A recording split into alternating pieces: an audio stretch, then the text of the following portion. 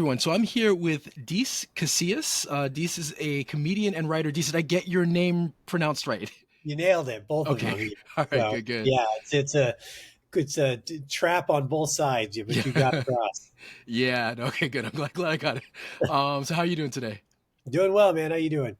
Good. Good. So I'm very much interested. I'm always as someone who's kind of been in this comics and indie comics world for a few years, like the different pathways that people take and the different kind of other careers that people have that they combine and how that influences stuff. And the Yeah, comedian, I think, is a first for me. So I definitely have some questions on yeah, that. But I guess so. I always ask kind of the first question I always ask everybody is to give me a little bit on your own like origin story when it comes to comics and in that world, like both how you became interested, in comics if you were a reader or if yeah, not, and then also how what then directed you towards writing.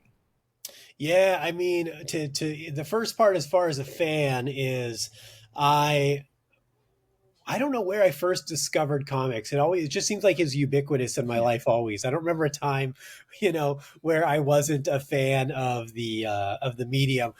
Um, I grew up in the '80s, and there wasn't really as many comic book stores around. Like I was the kid who would go, with my mom to the grocery store, and they had a little spinner rack by the pharmacy section, and I'd go sit down and just pull off books and read them while she's shopping. Um, the things like that. And like there was, before the big X-Men cartoon of the '90s, there was a like a pilot episode they did called Pride of the X-Men with Kitty Pryde, and it was like there was an arcade game that was based around it too, if anyone remembers that old Yeah. arcade game from the early '90s. And Yeah. that was a big thing that got me into the X-Men. But I mean, there was like Spider-Man and His Amazing Friends was a cartoon as I was a kid.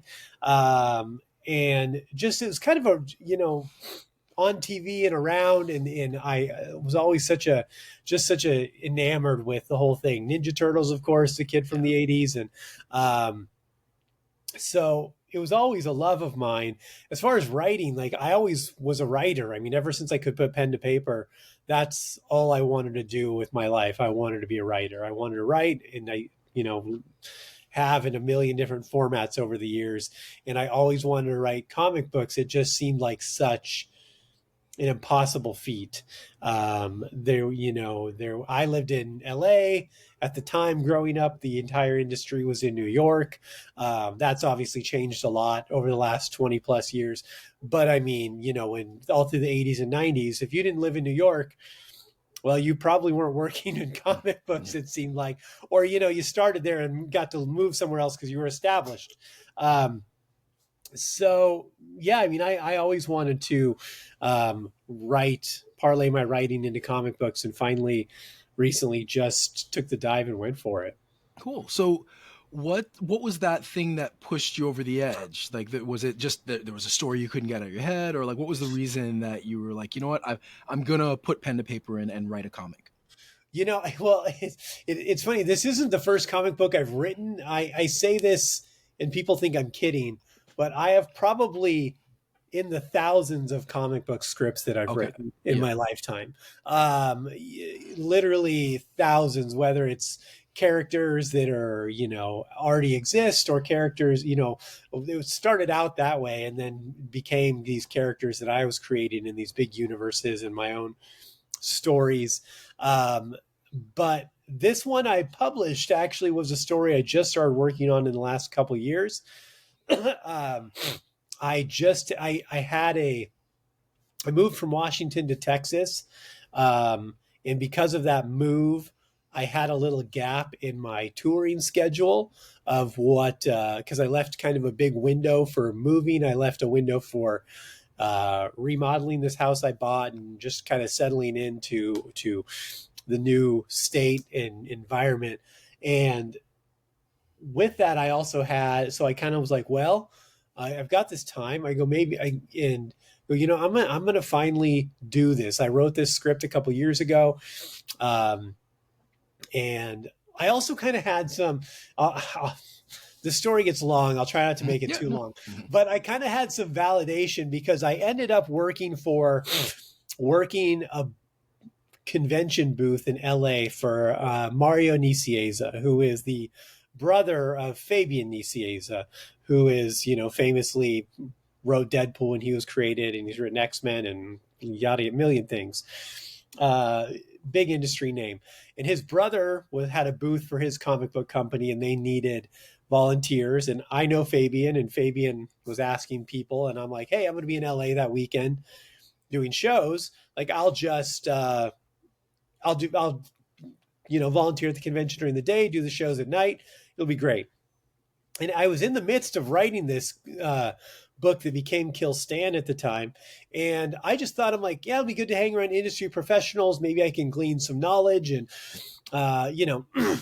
that'll be great. And I never mentioned to them that I was writing this book because I didn't want them to feel like I was there because I wanted something from them.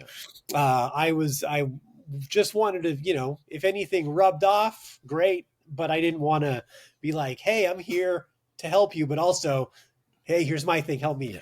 Yeah. So I did the weekend, I left, and about a week later, Mario called me, and he goes, hey, I never got to chat with you that much, thanks for doing the convention. He goes, I understand you do stand-up comedy. It's great. He goes, do you write all your own material? And I'm like, oh yeah, of course. I've absolutely. And he goes, have you ever written anything else? And I go, yeah, a ton of stuff. I've published a book years ago. I written for TV, film, sketch, web comedy websites, all kinds of stuff. And he goes, have you ever considered writing a comic book? And I said, well, actually, it's funny you mention it. I'm like, I am actually in the middle of writing a comic book as we speak. And he goes, well, send me the script for number one, and I'll take a look at it and give you some notes at least. So I sent it to him, and he's like, hey, I'm going to send this to another editor and have them take a look at it too. And I said, great, more notes are better. Yeah. And then he emailed me again, and he said, hey, you know what? I'm going to actually have our editor-in-chief look at this too. And then a couple weeks later, I get a conference call from them, and they're telling me, they're like, hey, we want to do this book. And I was like, oh shit. Okay. I didn't think that was an option. I thought they were just going to be like, maybe give me some notes on the book. Yeah. And we went through some cycles and some ideas and some kind of talks with it.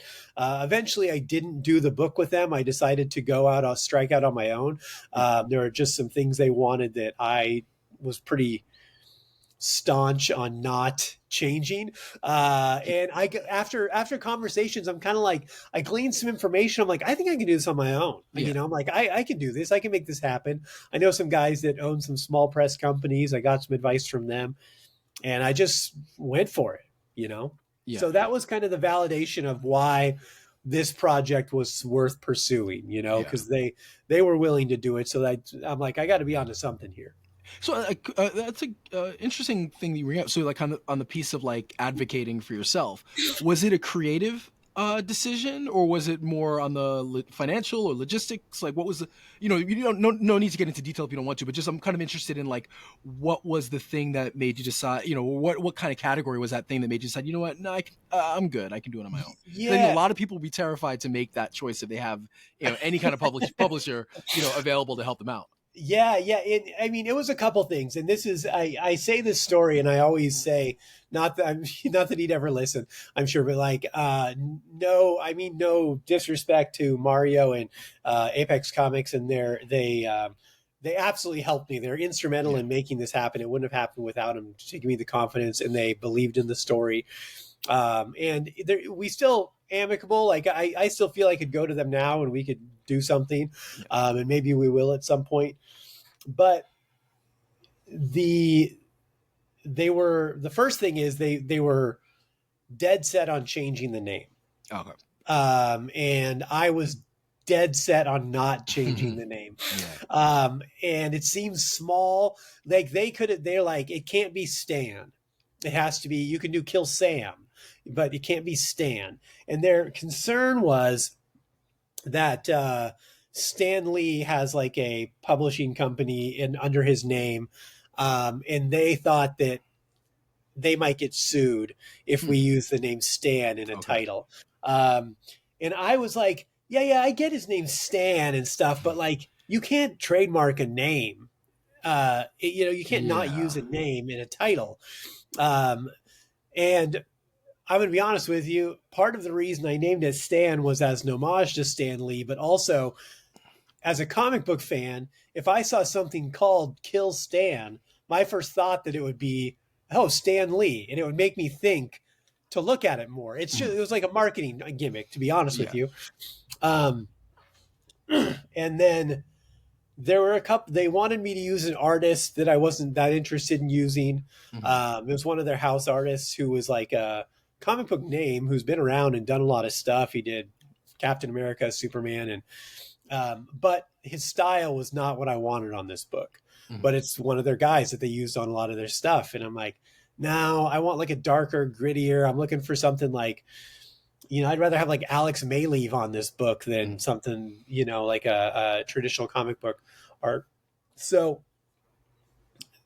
uh, yeah, just things like that it wasn't going to come out. And I was just like, I'd rather this book come out smaller, but come out the way I want it than sacrifice my artistic integrity on this book. Cause I had a vision and I knew not to sound not to sound too bold, but I knew my vision was correct. Yeah. I knew I had the right vision for this book. And I also think that, like, again, no disrespect to these guys, but they're like kind of old heads in the game. You Mhm. know what I'm saying? Like they came up in the late 80s and 90s, and they kind of, those creators can sometimes still be stuck in the way you do comic books in that era. Yeah. Which fine if that's what you want to do and there's a place for that, but that's not what I was trying to do. Yeah.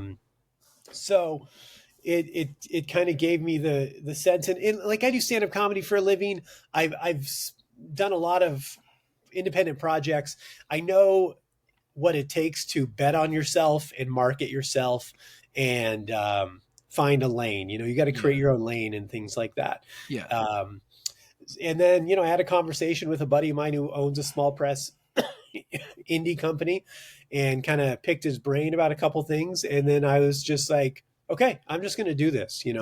I'm just going to So go for it. I want to get into the story, Kill Stan, what it's about, and kind of the story itself. But first, since we're already talking a little bit about the process of a new crew writer, especially um, creating his own project, tell me a little bit about what the process for you of finding the artist and how you were able to, as an independent creator, then because I think one of the challenges that nobody knows until you actually write a book and get it through crowdfunding and publication, if you do it on your own, is that you're really like a project manager. Yeah. Yep. So maybe tell me a little bit about your experience with that, and then how your experience doing it for issue 1 maybe has changed, or what you've learned and changed for issue 2. Yeah. So it is funny. I didn't, just by lack of not considering it, I didn't realize how much I would be like an art director Yeah. when it came. But it makes sense. It's not that if I would have sat and thought about it, I would have realized it. But um, to find my creative team, there's plenty of Facebook pages Yeah. that are for independent creators. So I just went on them. I went on like 10, and I said I was told people what I was looking for. I was looking for a artist, colorist, letterer, and I said send me. I gave them some samples of art I like, coloring I like, the tone of the book and what I wanted it to look like, and I just said email me your page rates and your portfolio, and we'll go from there. And I got a bunch. I whittled it down to the people I liked the best, hopped on a Zoom call with them to discuss the project, discuss their level of commitment to something like this, and make sure it was like going to be an amicable working um, dynamic, and chose the people I felt were the best fit for it. Cool. So So, how do you how did you handle the financial aspect? Did you pay for everything up front, or did you? yep. Yep. Yep. Yeah, which I think is the way to go. I just paid for everything because what I wanted to do is we ran a Kickstarter for number one, but I didn't want to be running a Kickstarter for a book that I hadn't created yet. Yeah. I didn't want to be behind the eight ball. You know, most of these creators, which I understand, they don't have they by nature of just having no other option. Yeah. They'll crank out a couple pages uncolored and they'll be like, hey, this is, 3 pages of the book. Please support it. Yeah. Which I understand sometimes that's just the nature of the beast. You have to do that. And they're like, if we get funded, we'll create the book. My goal was because essentially I'm like, this book is going to get made either way. Yeah. If I get $0 on my Kickstarter, I'm still going to put this book out. Yeah. So I wanted to and I also wanted to have it full. So if the Kickstarter funded, we could just roll that right into number two. Yeah. And then we're a book ahead on money. So I footed the bill for everything. I already had the book at the printer before we even launched the Kickstarter for number one. Cool. So I think that makes sense. I think it's tough. It's such an expensive, process that it can be prohibitive for a lot of people. But I think it both for you as a creator and for the confidence of the backers, I think it helps a lot to have everything finished. So now what did you take from the first campaign, on Kickstarter that maybe you've added or applied or adapted for this second campaign? I mean, it's probably a little, God, I'm trying to think of what we did change. The Kickstarter is honestly mostly the same. I think the only thing I really did is lower some prices on some tiers. Mm-hmm. But beyond that, mostly it's going to be the same. The first Kickstarter fully funded in 5 days. We ended up about $2,000 over our initial goal. And which was 3,500 was the goal for the book. And we ended up at about 55 total. It all kind of worked out, I'm really kind of trying to replicate that again. I'm just, marketing it the same way, promoting it the same way. And luckily this time I have an audience of people also that are clamoring for number two at this point. So I feel like that's a benefit also, is that there's a group of people who are ready and following and being like, when number two hits, like we're putting in on that Kickstarter.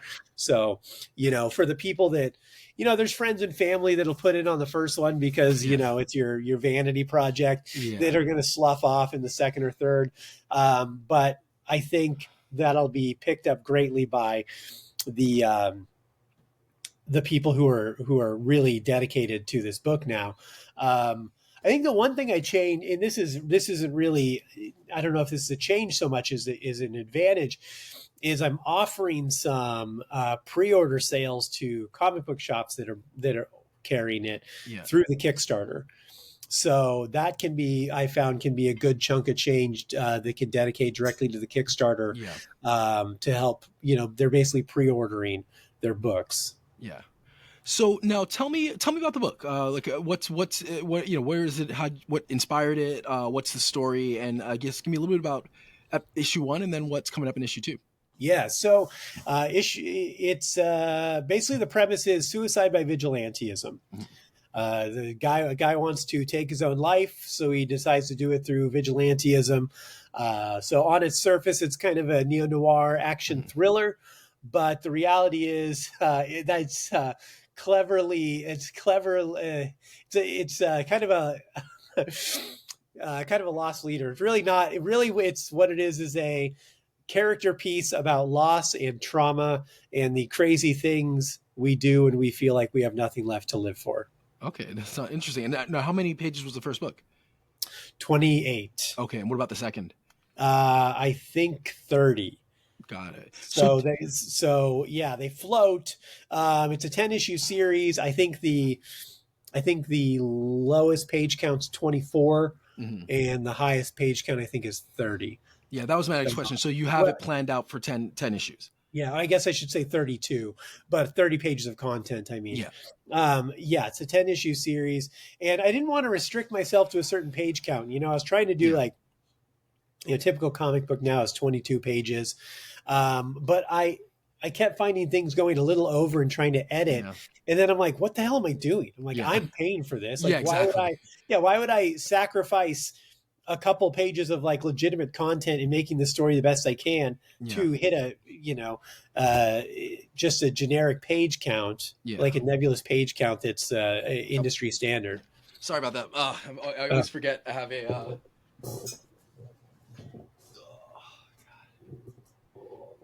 I'm in a room on a timer, and I always forget that if I don't move, the lights will turn off. It's like The happens every worst time. is public bathrooms like that. Oh Have you ever yeah. like you're you go in to take a crap and then you're like wait a second, Yeah, I'm in exactly. here trying to like crab walk around the stall Yeah, trying to like figure out where the touching like a sensor is. disgusting wall. Yeah. Yeah, but no, it's like I remembered like the first 5 minutes in, and then just totally forgot.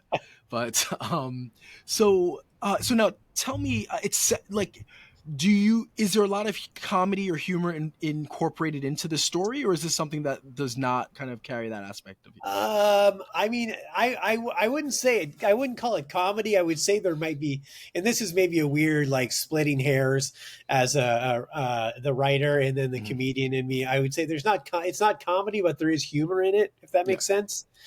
yeah, So it's really like a dark humor. Stan is cynical, nihilistic, fatalistic, and that comes out in some humorous ways depending on how you view those things. yeah, But yeah, so there is I think, some humor is in it, but I definitely wouldn't call it comedy or lighthearted. yeah. Do you have all 10 issues written out? Yes. Or okay, now do you have a timeline? That can be kind of tough when you're dealing with Kickstarter, but for you, is there a timeline for when you want to get all 10 issues, out there in public? Yeah, I mean, we're really kind of the only thing that really is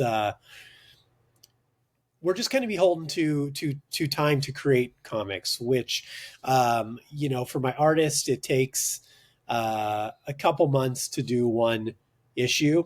Um, they I if things were going well, things well, not well, things are going well. If things go explode, um, I would definitely be willing to try to motivate him with a higher page rate Yeah, to work faster without yeah, sacrificing quality. But right now we're probably at about every 3 months, I think. I mean, yeah, the first book came out in late October, early November, and we'll get the second one out in probably late February, early yeah, March. So about every 3 months is kind of what we're going for. Um, that's the timeline I'd like to stick by. So ideally, I mean, like I said, if we can make it work, I'd love to get them out faster. yeah, But that's just by nature of workflow and how yeah, fast people can get stuff done. We yeah. might be stuck at that. Now you mentioned like being an art, like kind of becoming an art director. How has like the process helped you with the kind of visual arts when it comes to comic, or has it not? Like, have you found yourself kind of better at understanding certain aspects of art, or better at like knowing what you want out of it, or is that still something that you kind of leave in the hands of like the people doing the line art and the coloring and everything? No, so I'm very, very detailed and meticulous with what I'm asking for. Yeah, Very little is left in, I mean, so my scripts are very detailed as far as, I mean, I go so far as to lay out the panels, tell them, mm, you know, what size I want the panel, like what panel layout. I've done thumbnail sketches and layouts for my artist, things like that. yeah, Very, very detailed as to how I want it to look. I've got a vision of how I want it to look. And then he's a phenomenal penciler, and he's been able to just nail it. He certainly has brought some ideas to it, which have been some of them used, some of them not. But he's brought some great ideas that have spruced up things that I've given him too. And same with the colorist. I mean, I had a very specific color palette, Yeah. saturation, richness, look that I wanted for this book. Yeah. And once we were able to go back and forth a couple times and nail that down, he's just absolutely killing it now. So And you have the same creative team on issue one that you, or issue two that you had on issue one. yep, we're bringing him along for all 10. Yeah, yeah, that's great. Yeah, and it's a challenge. Like, yeah, that's where it's like you're like a project manager, yeah, art director, and it can be tough. And then it's like, yeah, it's if as a single person or single person managing it, it's like you're left at the how quickly or not that they can get things out. Yep. But Yep. so Yeah. yeah.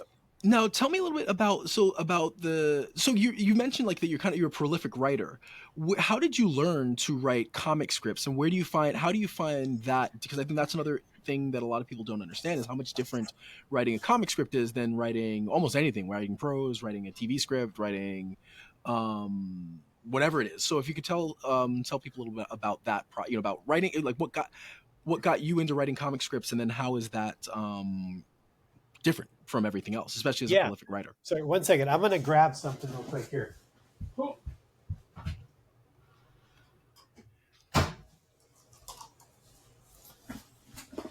Sorry, I've got Yeah, the allergies are killing me right now, and I'm going to hit this so I can talk yeah, better. no worries. Give me some more oxygen in my lungs so I can be more of a blowhard. So the I have literally, since I could put pen to paper, I've been a writer. It's all I've wanted to do. It's all I've loved it. I've written in a million mediums, and it's part of it was growing up too as a writer.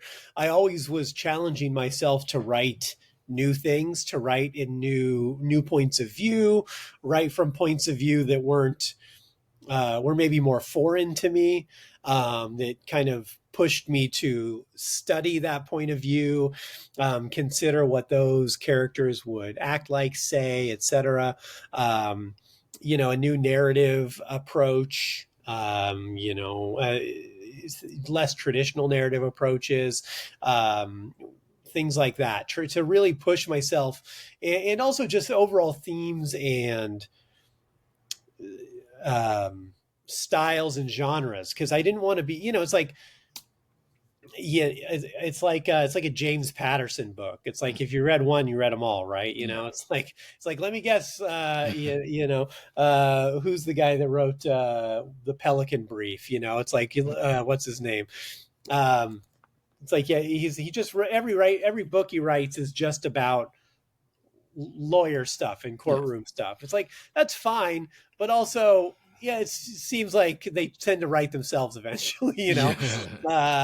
But and as so to write comic books, I've written a lot of scripts for like film and TV and sketch and stuff. So I kind of, there is some similarities there. There's definitely differences, but there is some similarity in the format and breakdown. The nice thing is too, I did a lot of research and studying about comic book scripts, and there's no standard. There's no industry standard at all, which is kind of crazy, Yeah. considering it's an industry that's been around for so long. Yeah. But it's just, you just kind of page one, panel one, breakdown, and you can be, like you said, you can leave more wiggle room for the artist, or you can be meticulously anal and detailed like I am. So and there's no wrong way to do it. Yeah. It just depends on your story. It depends on your artist. It depends on the synergy, and things like that. So really the transition to writing comic book scripts was not very challenging. It's actually probably, I think the only challenging part is really, I wouldn't even say challenging. I think the most meticulous part is just trying to detail the panel description to the artist. Yeah. And it's just time consuming. I wouldn't say hard. It's just trying, but I've learned to be more concise because you don't have to flower it up, because Yeah. it's not like writing a book where you're trying to paint a picture for the uh, reader's imagination. You're Yeah. just trying to get the point across succinctly to Yeah. the artist in a way Yeah. they would understand. Hmm. Yeah, no, I think it's like that's a lot of it is just it's a conversation between you and an artist, Yeah. and so yeah, it's like you're giving them instructions, and what's the best way that I can convey, these instructions for what I want on the page. And yeah, you're right. I think it's Right. you're not trying to impress or immerse anybody in your words. You're trying to explain to an artist what I want you to do, Right. Yeah, it's on the very page. clinical sometimes. Yeah, But which is fine, because like I said, it reminds me of writing stuff for film, or yeah, that type of script, which it may be even more so, because when I wrote this book, I wanted it to feel like a movie. mhm, And I wanted it to feel like, a pulse pounding, something that grabbed you and just kept, like, I wanted like I wanted you to feel like your heart rate was go accelerating as you're reading this book. yeah, And I knew that the pacing, the panel layout, as well as color we use, but in matched with the dialogue, if we did it all correctly, we would get that done.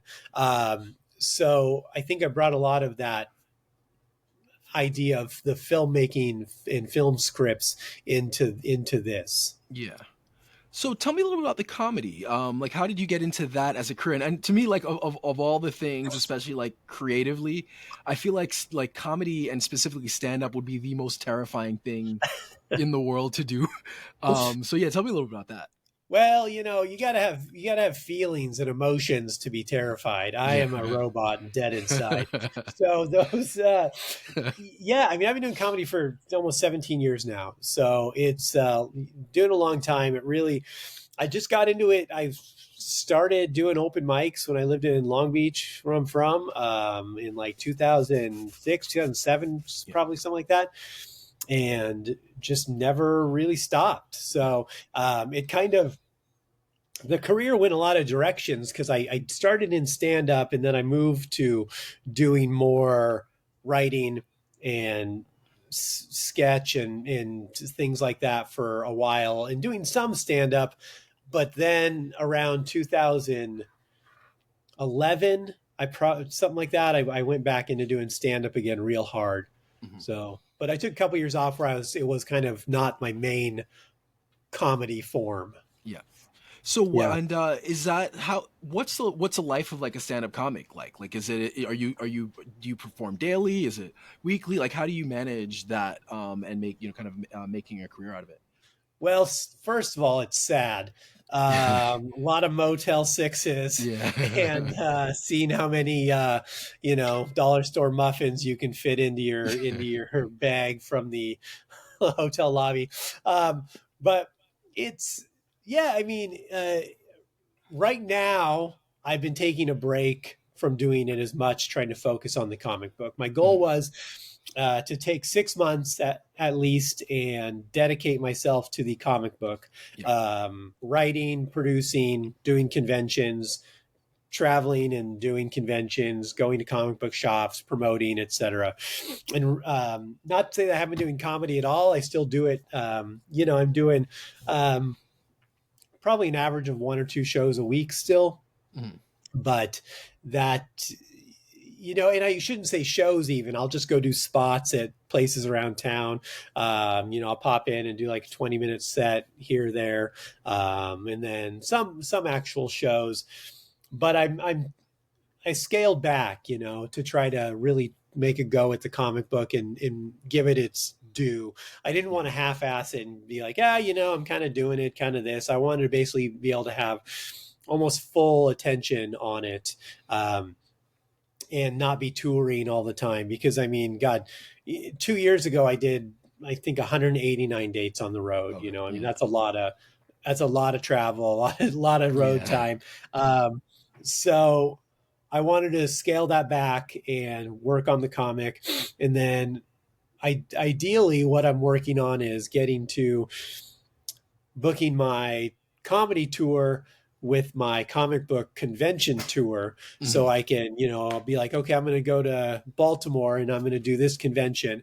So Yeah. let me put shows around it that weekend or a couple days before, go in early, do some shows, do the convention, and then I can kind of double down on weekends. So that's Yeah. kind of that synergy starting to happen, where I'm lining those up more and more as I feel like the comic book is starting to become more popular and more streamlined with its workflow, and then giving me time to get back into the comedy and having those things run concurrently. Yeah. Well, and so now you bring up, I think, a really important aspect of any creator, especially indie and going through Kickstarter. A lot of it's more than just making the book, but it comes down to marketing, Yeah. both marketing online and also doing conventions. So what has your kind of process been to market it, both in both aspects? Like, what are some of your tips for how to be successful at convention, and also like what have you done online and through marketing your own work to get people liking it? Because there's a lot of great work out there, but just the Yeah. marketing, if that's not on, then doesn't matter. No one's going to see your stuff. Yeah. It's tough. I mean, I think by if we're going to go by stereotypes, the average comic book creator is probably awkward and antisocial. um, so it's they're at a disadvantage. Yeah. A lot of them are artists, and artists can be reclusive or not people person. They're just, it's just kind of the nature of it. Yeah. Obviously not all of them, but there's a lot of that. And I see it at conventions too. I'll go to conventions and you see the creators with their arms folded and kind of just sitting back the whole time, or just drawing on their iPad the whole time. And they don't really sell much. Mhm. Me, when I do a convention, I'm up on my feet the entire day. I'm on my feet the entire day. I'm talking to everyone swinging by. Hey, how you doing? Like, da, da, da, just carnival barking, right? Yeah. And then I've told a lot of creators this. For me, what I feel, and not just in comic books, but I learned this in other arts, especially comedy, uh, and also as a consumer, is like, I'm not trying to sell them my book. I'm just trying to tell you about my connection to my art and why it's important to me. And if you can be that real and that organic and genuine with someone, more often than not, they're going to feel that and they will connect with it and they'll buy your book Okay. because they Yeah. know you truly love it, and you truly connect with it, you truly believe in it, and it's something that is saying something, Yeah. and that's what I think a lot of people lack is, they're like, oh, this is my book, it's Guardians of the Galaxy, meets Wild Wild West, and you're like, okay, but why is it like, you're telling Yeah. me what it's like, but what is it, and why did you Yeah. write it, and what does it mean to you, and what is it going to mean to me? What story are you trying to tell? Yeah. Um, it's things like that I think people miss on their pitch. And they're just so desperate for someone to buy something that they're just trying to people please. You're like, no, just be honest and be Yeah. yourself and sell yourself to them, and people will support you. So I think that's a big thing.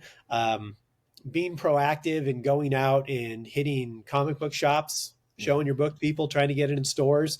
I mean, I've been able to get into a lot of stores, and I've sold a ton of books through comic book shops already. I mean, Yeah. I went to visited one the other night that just sold out for the third time, and they're like, yeah, the last pack of variants you just brought in, people were buying doubles of Oh everything that wow. you brought in. It's like, so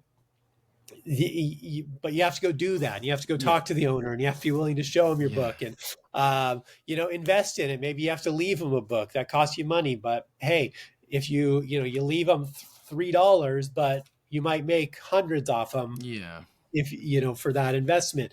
um, Calling comic book shops across the country, hey, do you guys carry independent comic books? I'm a new creator, I've got this book, it's been doing very well, I'd love to send you a PDF or a physical copy.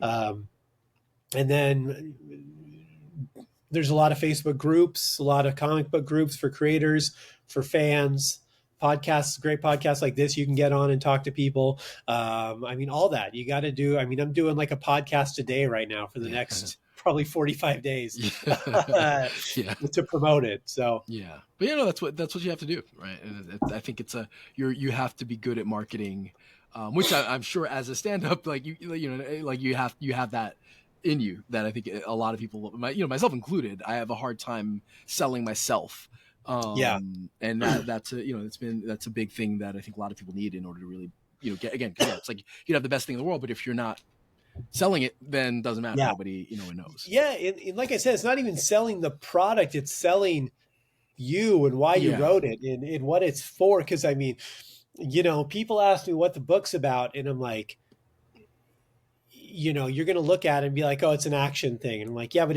I go, it's not that. I go, it is yeah, about this guy who feels like he has nothing left to live for and he wants to die. And he doesn't have the balls to do it himself. So he puts it in someone else's hands. And like, it's something I feel like we can all relate to. Get yeah, people like, why? Why does he feel that way? And I'm like, well, why do you feel bad mhm, sometimes? And people yeah, are like, what do you mean? I'm like, well, you feel like, I'm not saying you want to take your own life, yeah, but you probably have felt pretty bad at times, maybe that bad. And it's not always because you went and saw Zorro and on your way out in an alley, somebody shot your parents, you know? It's like, it could just be the general malaise of yeah, life and the grind of trying to stay afloat and medical yeah, debt and pay your rent. Like those are enough. Like I wanted to make it clear. It doesn't have to be this big catastrophic event. Like life is yeah, hard and life can make people do crazy things for a lot of reasons, yeah. you know? No, that's fair. And I think, and you, I think that's a great point you made. Like, right, like you pitched me the book based on life and how it feels more than actually what the book is. And you Yeah. know, I think that, yeah, that absolutely makes sense, right? Well, Dece, it's been great talking to you. I'd love to have you on again. You know, especially like as you get closer to the end of this campaign or getting into book three, it'd be Yeah. great because I think you've offered a lot of awesome insight. Yeah. I'd love to. Yeah, no, thanks so much again. So your book is Kill. So it's Kill Stan issue 2, or is there like a subtitle for it? Kill Stand issue number 2. Yeah, just no subtitle. It's a Yeah, 10 issue series. You can follow us if you would. Follow us on inferno.earth. That is the Instagram, or inferno.earth is also our website. There's no .com. Those are all bought mhm. now. So I'm inferno.earth. Cool. Inferno.earth on Facebook or Inferno Comics. Give us a follow. The bigger conventions, they do look at your social media following to Yeah, see, you know, when you apply to get into them. So some of them do scrutinize a little bit. So the bigger we look, the better chances we have getting into them. There's links to follow the Kickstarter for number 2. Please give that a follow too. That helps a ton. When you launch, it gets you higher in the algorithm, and yeah, you can ideally fund faster, which helps too. And if you want to get number 1 right now, you can do that too. Just shoot me a message, and I can. We're shipping them. I got a couple. I got the A cover left in some variants, and yeah, hit me up. cool. Awesome. Well, again, thanks so much for being on the show, and we'll look forward to talking to you soon. Yeah, thank you.